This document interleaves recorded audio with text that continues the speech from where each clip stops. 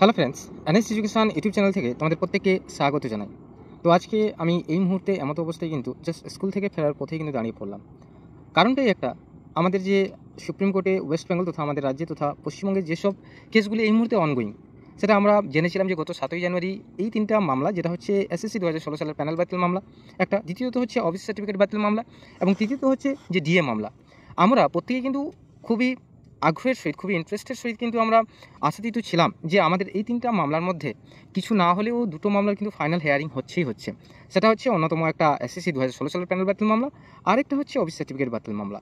তো আমরা কেন এখানে আমাদের রাজ্যের প্রত্যেকটা জনগণ যারা এডুকেশন সেক্টরের সঙ্গে যুক্ত, যারা বেকার বা যারা অযোগ্য বা যারা যোগ্য, তারা এমনকি তারা প্রত্যেকেই কিন্তু জানে এই প্যানেল বাতিল মামলাতে বা আমাদের যে দুটো যে বাতিল মামলা রয়েছে, একটা হচ্ছে অফিস সার্টিফিকেট বাতিল মামলা, আরেকটা হচ্ছে এসএসসি 2016 সালের প্যানেল বাতিল মামলা। এই দুটো মামলার ক্ষেত্রে কিন্তু মানে অসংখ্যভাবে এবং ভুরি কিন্তু কারচুপি করা রয়েছে বা কারচুপি করা হয়েছে। তো এই জিনিসটা আমরা জেনেও কিন্তু আমরা তথাকথিতভাবে কিছুজন মানতে চাইছি, কিছুজন কিন্তু মানে সত্যি কথাটাকে মানতে অস্বীকার করছে। এবারই একটা কথাই হচ্ছে, মানতে চাওয়া বা না চাওয়াতে কিছু কারোর আসে যায় না, বা অস্বীকার করাতে কিছু কারোর আসে যায় না, কিন্তু যেটা সত্যি সেটা সত্যি, সেটা কেউ পাল্টাতে পারবে না। হ্যাঁ, আমরা কিছুটা হলেও আশাতীত ছিলাম, বাট আমাদের এই বাতিল মামলাগুলি কিন্তু 7ই জানুয়ারি না উঠলেও অলরেডি আমরা আজকের ভিডিওর মাধ্যমে কিন্তু জানিয়ে দিয়েছি এই তিনটা মামলা, মানে এসএসসি 2016 সালের প্যানেল বাতিল মামলা, অফিস সার্টিফিকেট বাতিল মামলা এবং আমাদের ডিএ মামলা, যে আগামী বা পরবর্তী টেন্টেটিভ ডেট বা শুনানি কবে দিয়ে কী রয়েছে। তো প্রথমে বলি, যারা যারা এখনও ভাবছো যে এই এসএসসি 2016 সালের প্যানেল বাতিল মামলা, যেটার সঙ্গে প্রায় 4টা গ্রুপ রয়েছে, আমরা প্রত্যেকেই জানো, নবম দশম একাদশ দ্বাদশ গ্রুপ সি এবং গ্রুপ ডি। তো এখানে প্রায় 26,000, যদি আমি বলি অ্যাকুরেটটা 25,753 জন। এই 25,753 জনের মধ্যেই কিন্তু সবাই বা প্রত্যেকেই কিন্তু অযোগ্য নয় বা সবাই কিন্তু যোগ্য নয়। যেখানে আমরা দেখতে পেয়েছিলাম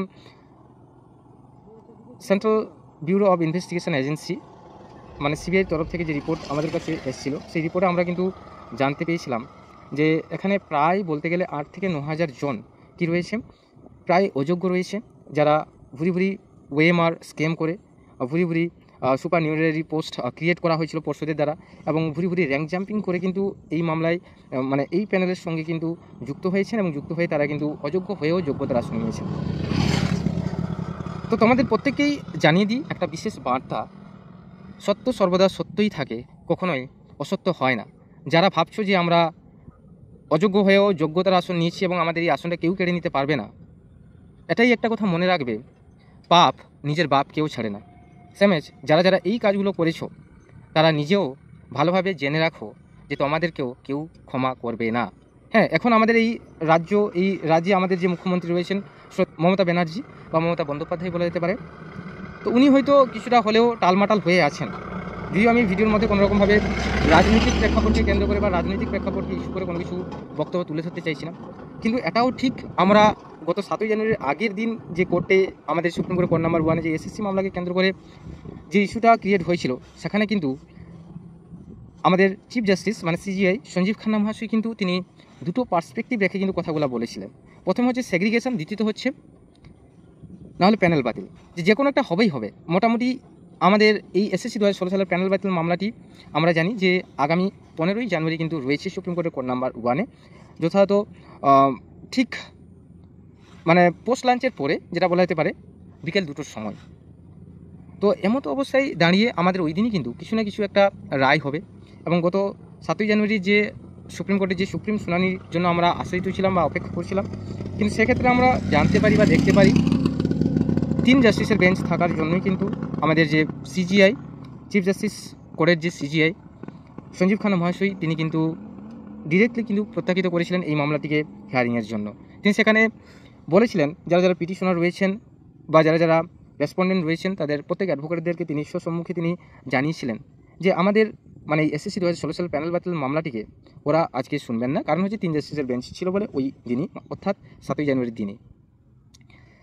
কিন্তু এখানে একটা কথা, যে তিনি যে বাণী কথাগুলো বলেছেন ওই দিনে অর্থাৎ 7ই জানুয়ারি, সেটাও তো আমাদের একটা শোনার আছে। যেহেতু উনি বলছেন সিজিআই মানে সঞ্জীব খান্না মহাশয়, উনি বলতে চাইছিলেন ওই দিনই যে যেহেতু আমরা অলরেডি এই মামলাটিকে শুনে নিয়েছি, এই মামলাটিকে যেহেতু আমাদের যে 7ই জানুয়ারি নতুন বিচারপতি এসেছিলেন কেভি বিশ্বনাথন স্যার, সংযোজিত হয়েছিল বেঞ্চ, কোর্ট নাম্বার 1-এর বেঞ্চ, তো সেখানে 2 জাস্টিস থেকে মানে থাকেন সঞ্জীব খান্না, সঞ্জয় কুমার এবং 2 জাস্টিসই থাকেন বেসিক্যালি। কিন্তু ওই দিনই কিন্তু সুপ্রিম কোর্টের দ্বারা সংযোজিত হয়ে সুপ্রিম কোর্টের কোর্ট নাম্বার 1-এ কিন্তু 3 জাস্টিসের বেঞ্চ হয়েছে। তাই তিনি কিন্তু সঞ্জীব খান্না মহাশয় পিটিশনার বা অ্যাডভোকেট, পিটিশনারদের যারা অ্যাডভোকেট রয়েছে এবং রেসপন্ডেন্টদের যারা অ্যাডভোকেট রয়েছে তাদেরকে সম্মুখে বলেছিলেন যে আপনারা মামলাটিকে মানে রিভিউ বলতে আরেকবার রিহিয়ারিং করাতে হবে আপনাদেরকে, না হলে নেক্সট ডেটের জন্য কিন্তু অপেক্ষা করতে হবে।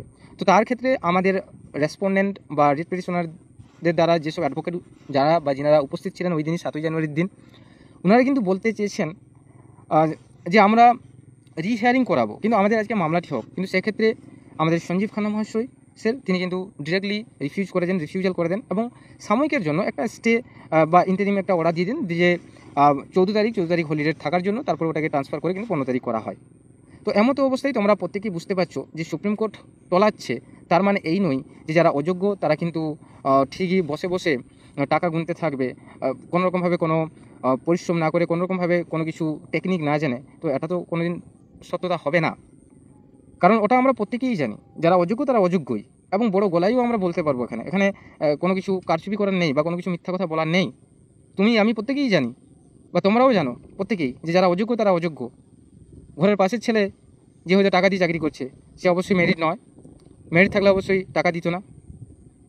তো এক্ষেত্রে দেখা যায় অনেকে মেরিট রয়েছে আবার টাকাও দেয়, তো সেক্ষেত্রেও হয়েছে কিছু কিছু প্রাইমারির ক্ষেত্রে আমরা দেখতে পেয়েছি, এসএসসির ক্ষেত্রেও দেখতে পেয়েছি।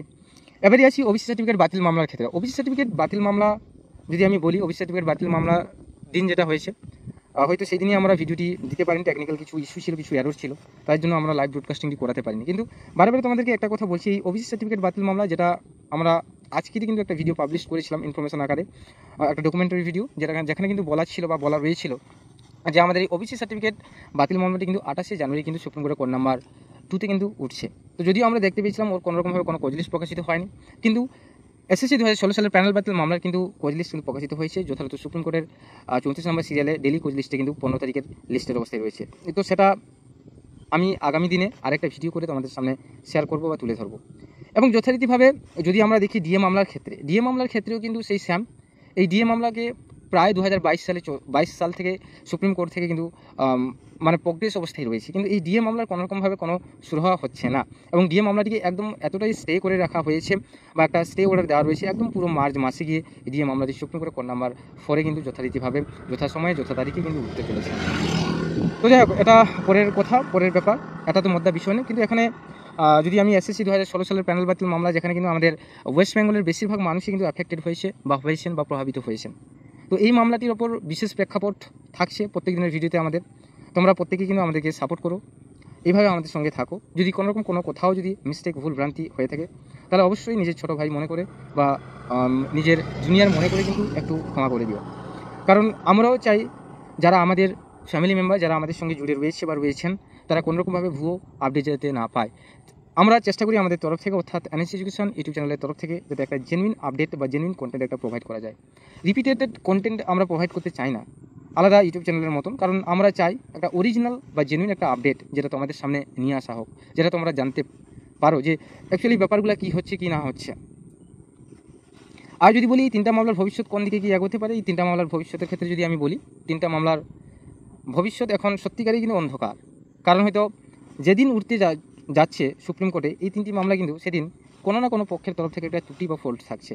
হয়তো থাকতে পারে সেটা সিজিআই এর তরফ থেকে, সিজিআই যে বেঞ্চ রয়েছে সুপ্রিম কোর্টে সেই বেঞ্চ থেকে থাকতে পারে, নয়তো পিটিশনারদের তরফ থেকে থাকতে পারে, না হলে হয়তো রেসপন্ডেন্ট তরফ থেকে থাকতে পারে। তো তোমরা প্রত্যেকদিন মিলিয়ে দেখবে যে কোনো একদিন যেদিনই হিয়ারিংয়ে ডেট পড়ুক না কেন বা আসুক না কেন, সব দিনই কিন্তু আমরা দেখতে পেয়েছি কেউ হয়তো কোনো একটা ফাইল সাবমিশন করেনি বা কোনো পক্ষ হয়তো এই জিনিসটা নিয়ে ওদেরকে সাবমিট করেনি এজ আ অ্যাফিডেভিট হিসেবে। তো এইসব অনেক ঝুট ঝামেলা রয়েছে। তো দেখা যাক পরবর্তী আমাদের তো আরও তো আসছে ডেট বা তারিখ যেটা দেওয়া রয়েছে, একটু জাস্ট আমাদেরকে আর একটু ওয়েট করতে হবে। তারপরে দেখা যাক সুপ্রিম কোর্টের মতিগতি কীরকম বা এখানে কার কী চাল কপট রয়েছে, সেগুলো সব কিন্তু আমরা জানতে পারবো একের পর এক। ভবিষ্যৎবাণী কিছু করারই নেই এই 3টে মামলার ক্ষেত্রে, বিশেষ করে এসএসসি 2016 সালের প্যানেল বাতিল মামলার ক্ষেত্রে, কারণ এখানে আমরা আলটিমেটলি আমরা বুঝতে পারছি আমাদের এই মামলাটি কিন্তু প্যানেল বাতিল হবে না। কেন বলছি, কারণ এখানে সেগ্রিগেশন করা সম্ভব। যদি আমাদের ওএমআরে যদি মিরার সিট থাকে বা মিরার ইমেজ যদি থাকে হার্ড ডিস্কটার মধ্যে, যে 3টা হার্ড ডিস্ক কিন্তু উদ্ধার হয়েছিল সিবিআই এর দ্বারা, তাহলে কিন্তু সেখানে কিন্তু আমরা বেঁচে যেতে পারি, এক কথাই বলা যেতে পারে। মানে যারা যোগ্য রয়েছেন বা যারা যোগ্য রয়েছে, যোগ্য ক্যান্ডিডেট, যারা কিন্তু স্বেচ্ছায় কিন্তু পরীক্ষা দিয়ে বা এক্সাম ক্র্যাক আউট করে কিন্তু তাদের নিজের যোগ্যতায় কিন্তু তারা নিজের চাকরি কিন্তু দখল করেছেন। তো সেক্ষেত্রে বলবো আমি, যদি সুপ্রিম কোর্টের হাতে যদি কোনো রকম ওএমআরের যে যদি মিরার ইমেজটা থাকে, তাহলে সেখান থেকে হ্যাশ ভ্যালু ওরা ডিটারমাইন করে কিন্তু প্রত্যেক অযোগ্য ক্যান্ডিডেটকে সেগ্রিগেশন করতে কিন্তু সমর্থ হবে। তো বাকি যেটা অনেকে অনেক কিছু বলছে, সেদিকে আমি প্রসঙ্গ তুলছি না। তো যাই হোক, যদি আমাদের এই ভিডিওটি ভালো লেগে থাকে তাহলে অবশ্যই একটু লাইক করে দিও, আর যদি ইনফরমেটিভ মনে হয় থাকে তাহলে নিজের ফ্রেন্ড সার্কেলের মধ্যে সার্কুলেট করে দিও। আর যদি চ্যানেলে আমাদের নতুন হয়ে থাকে তাহলে অবশ্যই চ্যানেলটিকে সাবস্ক্রাইব করে পাশে থাকা বেল আইকনটি প্রেস করে রাখো। আর যদি আমাদের এই ভিডিওটি ইউটিউব ছাড়া আলাদা কোনো ফেসবুক প্ল্যাটফর্মে দেখে থাকো তাহলে অবশ্যই আমাদের পেজটিকে ফলো করতে থাকো। এই ধরনের নিত্য নতুন প্রত্যেক দিনের একটা কন্টেন্ট তোমাদের সামনে নিয়ে আসবো। এসএসসি বলো, ডিএ মামলা বলো, ওবিসি বলো, ইভেনচুয়ালি আমরা প্রাইমারির ওপর কাজ করে শুরু করেছি। তো প্রাইমারি রিলেটেড যে মামলাগুলো সেগুলোও রিভিল করবো একের পর এক। তো তোমাদের সাপোর্ট চাই আমরা, তোমাদের সাপোর্ট ছাড়া আমাদের কিন্তু আমাদের কোনো কিছু অস্তিত্ব নেই। উইদাউট তোমাদের ছাড়া, তোমাদেরকে নিয়ে আমরা চলছি, আমাদেরকে নিয়ে তোমরা চলছো না। তো তোমাদের ভালোবাসা পেয়ে আজকে অনেকটাই দৌড়াতে পেরেছি, তোমাদের ভালোবাসায়, তোমাদের আশীর্বাদে, তোমাদের অভিশাপে। সো আজকে এই পর্যন্ত। Thank you for watching, thank you for listening, have a nice day, tata, bye by.